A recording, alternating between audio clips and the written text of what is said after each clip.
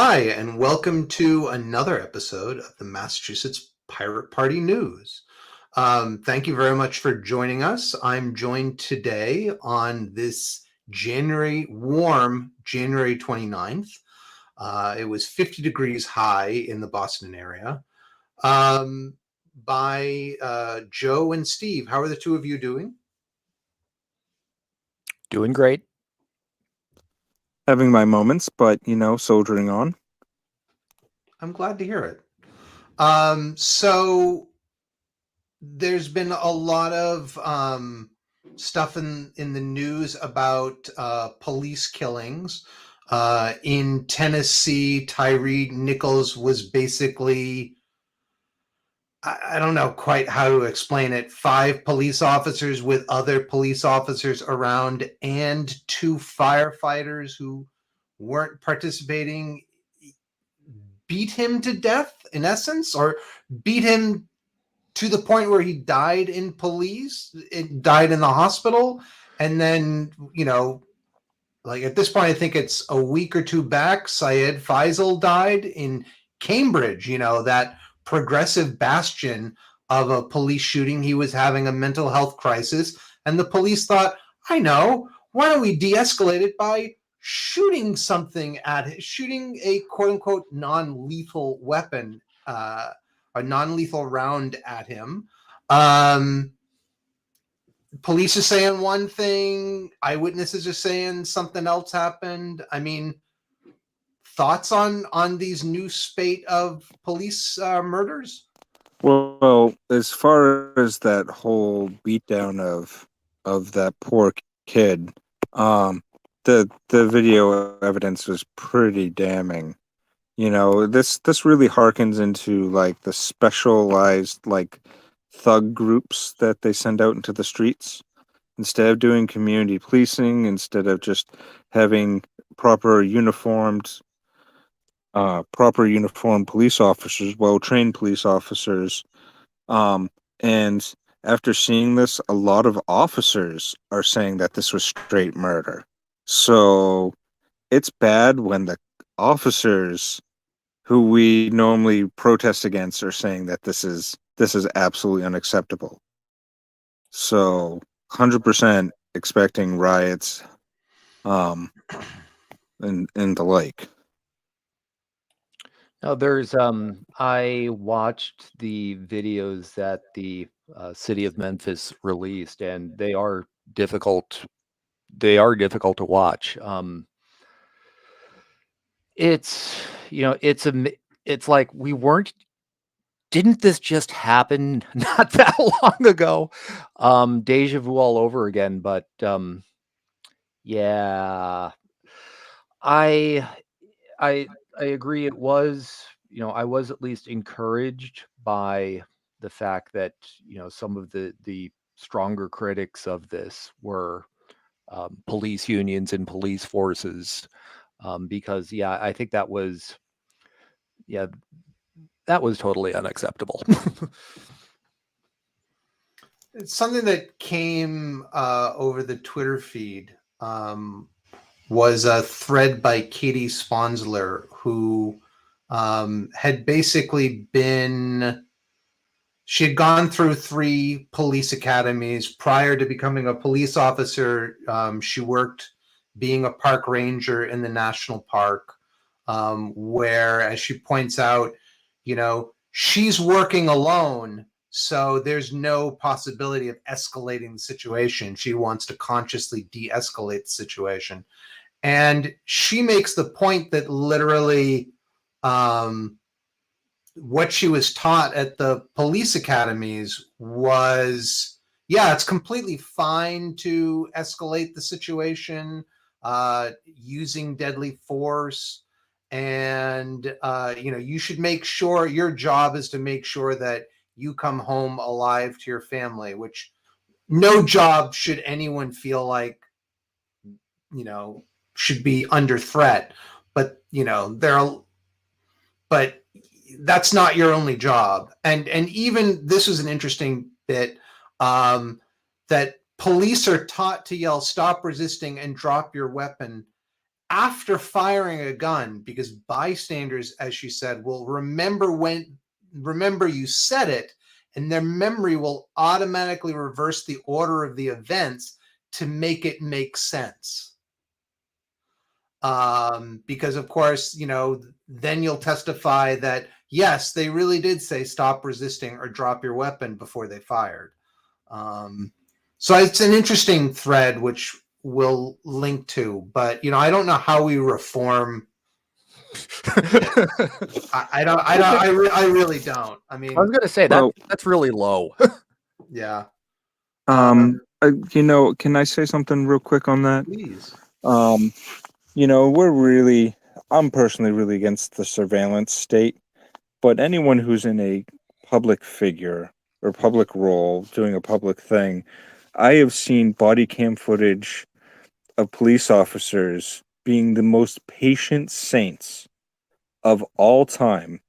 And we gotta at least admit that being a police officer is a very, very difficult job. And there are some really, really good people doing it. And for those people who are doing the job with dignity, respect, you have all my respect in the world. People who go in there wearing that badge despite how much criticism they get and still going out there and trying to make the world a better place, they have my support. And I think in this case, with the body cam footage of cops misbehaving, of doing illegal stuff, things that they shouldn't be doing, excessive force, murder in this case, I think that the body cam footage is probably one of the best things we've ever had come, and we can see this and actually do something about it. And making it so that they can turn that off is just something that we should not allow. Yeah, they certainly shouldn't be able to turn it off. But as we saw, what was it? Unfortunately, I forget the gentleman's name in Georgia, where they're trying to stop a development project called Cop City that would, in essence, create a mini city that the police could use to train in, a la SWAT tactics, not I shall now walk down the beat and talk with our fair citizens in a kind and gentle manner. Not that.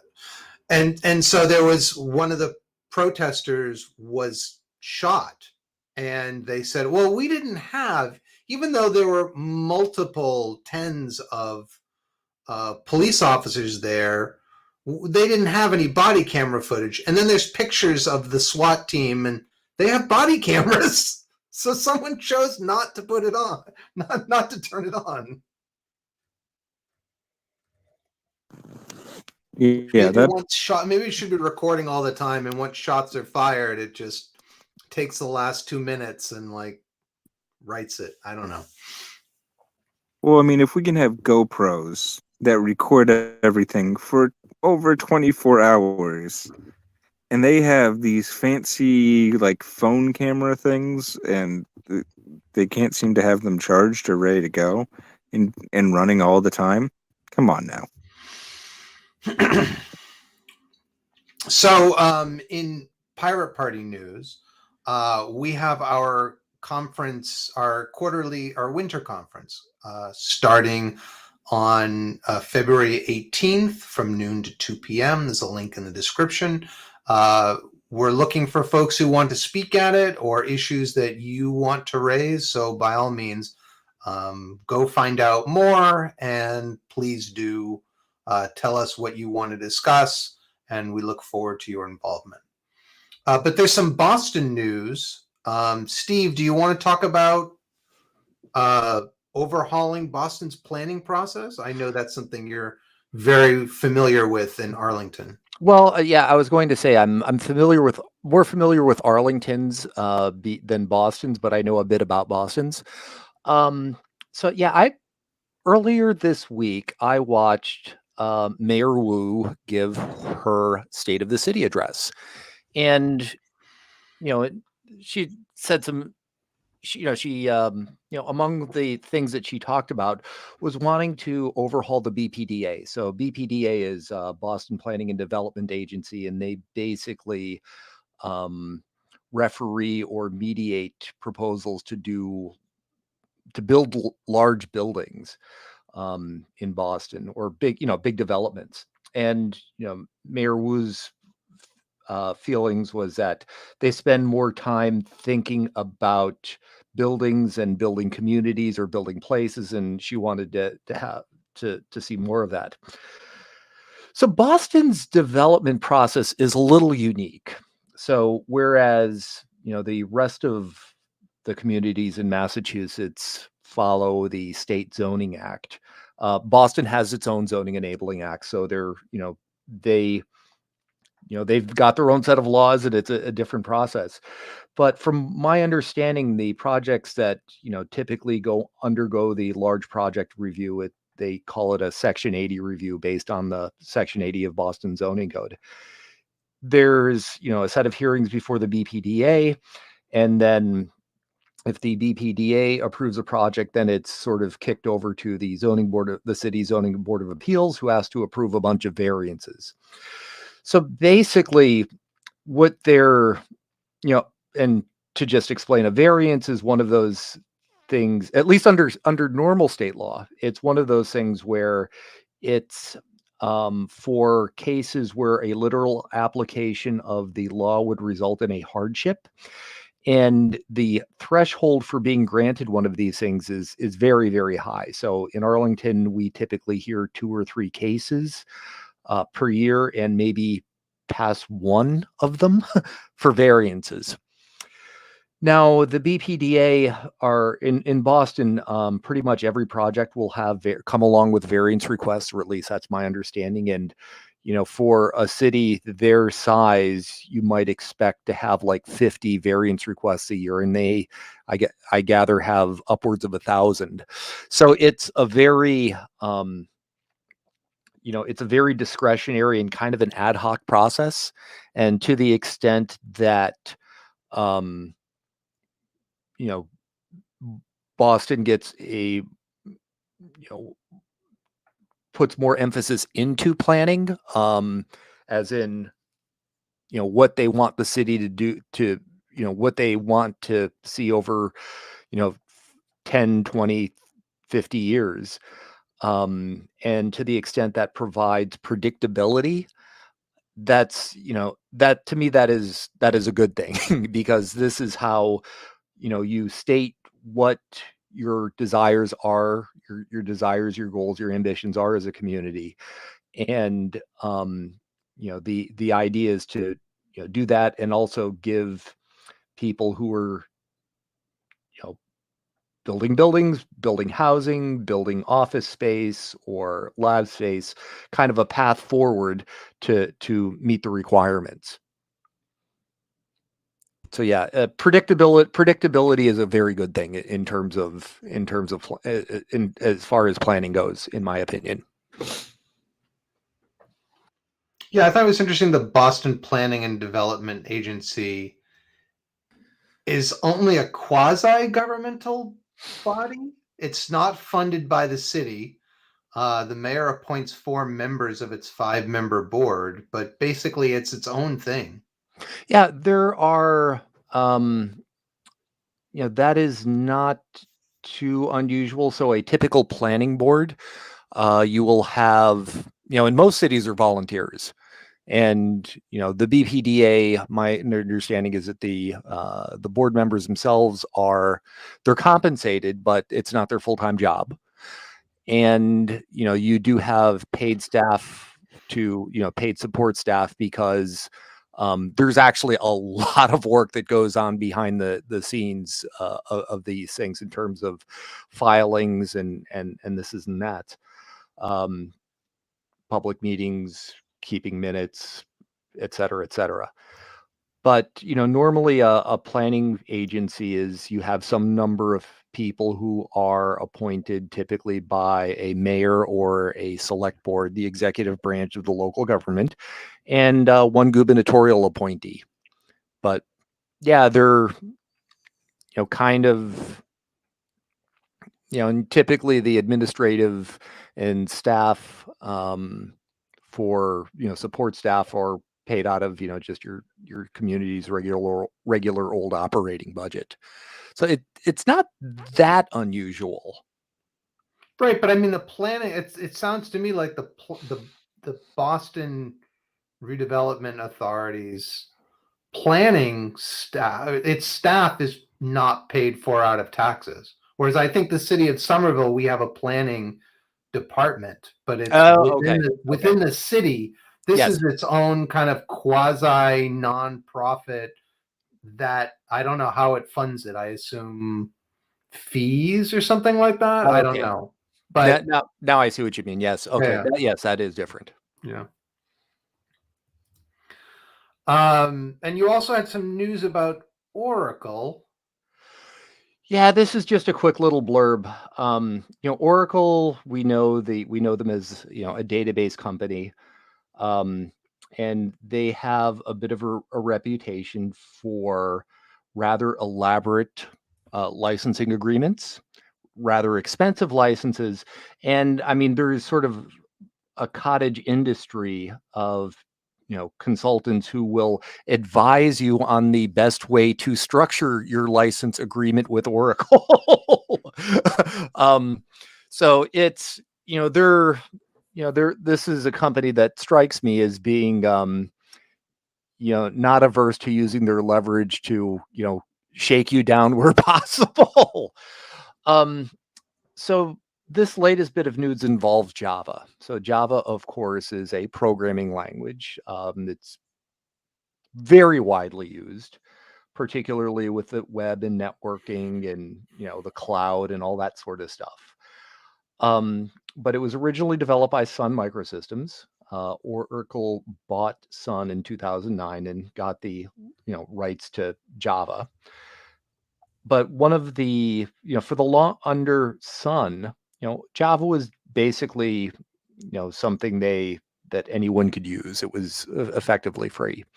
So now Oracle has started charging a while ago started charging companies license fees to use it, and they are in the process of restructuring those fees. So instead of a typical enterprise license where you pay so much based on number of servers or the number of CPUs or the kind of project you're using it for, in this case it will actually be based on the number of employees.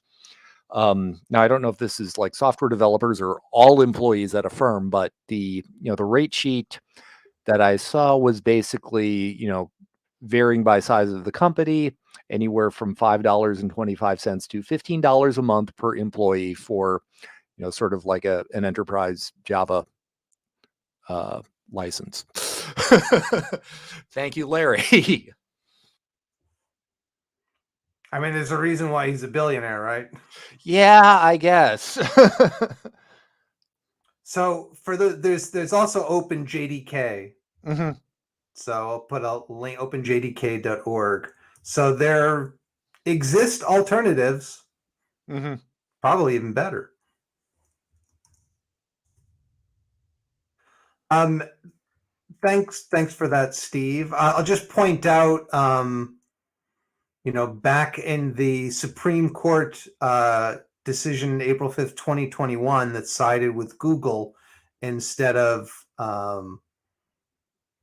basically for Android, Google didn't license Oracle's Java um, software. They instead re-engineered all of the APIs using the application programming interface for all of the Java classes within the Android operating system. And Oracle sued them, saying that's infringement, but the Supreme Court, in a 6-2 majority, said, no, it's not infringement, it's fair use, which is yay. And that allows companies like OpenSDK to be able to exist as well. I'll link to that. So, Joe, there's a bill you were interested in, you feel folks should know about.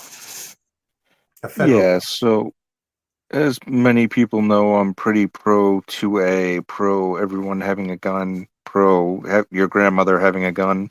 Because when grandma's packing, nobody's stealing those snacking.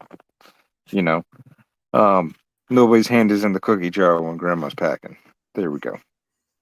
Um, so that being said, um, there's a feel good bill that was just put up by the Republicans and is a classic demonstration of manipulative politics that I wanted to bring to people's attention. It's a bill that, for the longest time, it's an NFA bill, or it's a repeal to the NFA bill, and so You it's should been a spell bit out of a what NFA is for those who are not Second Amendment. National Firearms Act. So to break it down, the ATF uses this. Everyone knows who the ATF is. Alcohol, Alcohol. tobacco, and firearms. Yeah, the alcohol guys. Um, so they use this as their keystone piece in order to regulate machine guns, regulate homemade firearms. So if you were to make your own gun, your own like pipe gun, you would be expected to put a stamp on it and send in hundreds of dollars into the government for the gun that you made, right? Well, the Republicans, in order to gain your support, are putting up a bill in the House right now in order to say, hey, support us. We're trying to fight for your right for the guns. Except when they had the House and they had the Senate and Trumpty Dumpty was in office, they didn't put through this bill. You know, because the truth of the matter is neither Republicans nor the Democrats really want to give you back what is rightfully yours. They just want to make it look like they're hurrying up and acting busy. I mean, I really need that Soviet era 14.5 millimeter machine gun, dude. Right? Well, I'm gonna put it in my OT-64 armored personnel carrier. as one of my favorite gun enthusiast YouTuber, Brendan Herrera, put, you can still buy the AK single action and put a naughty hole in it with a drill press, and then you have your automatic AK. You know, it's just that if you do that, then guess what? You now just made a machine gun the ATF is looking for you and has some questions. You know, um, like to anyone who has half a brain, making a machine gun out of a single action is not that difficult. However, honestly, you're destroying a beautiful gun because when you make something into a machine gun, goodbye accuracy. You know, no one, not even Rambo, can actually hold a gun. That's all just Hollywood's jazz. When um, even professionals, when they're doing a machine gun, they do it in very short bursts in order to have any accuracy. But that the point is the way the original act worked in 1986 was they used taxes in order to regulate who had guns, and Certain um, types of yeah, so certain sorry, types go of on. guns, No, go whether on, you please. did it at home, and if you didn't register, it was just one more charge for them to bring against you.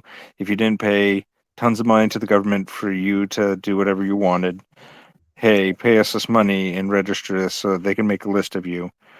Um, long story short, it gave the ATF something to go after you for. You know, and if this bill were to pass, it would take a lot of the teeth out of what the ATF can do, which so of course the 2A community is like, yeah, we hate the ATF. Let's get this passed, but it's not going to pass the Senate. Definitely Biden's not going to pass it. And they had every opportunity in the world to put through something like this, but a couple of years ago, but they didn't. So I just want to highlight it to all the people that are listening that don't be deceived by feel good politics. Know exactly who these people are that we have in office and really don't let them manipulate you into just throwing votes towards them. They are who they are. You should vote for a pirate. So, thank you, Jamie. Thank you, Joe. And with that, We are at an end. We hope you found this useful. Please check us out at masspirates.org. There are links in the description where you can find us on Mastodon or join our email list and go to our conference, things like that. So we hope everyone has a wonderful January / beginning of February, and stay safe out there, and be wonderful to everyone. Thank you, Joe and Steve, as always, and keep being a pirate. Thanks, folks. Appreciate you.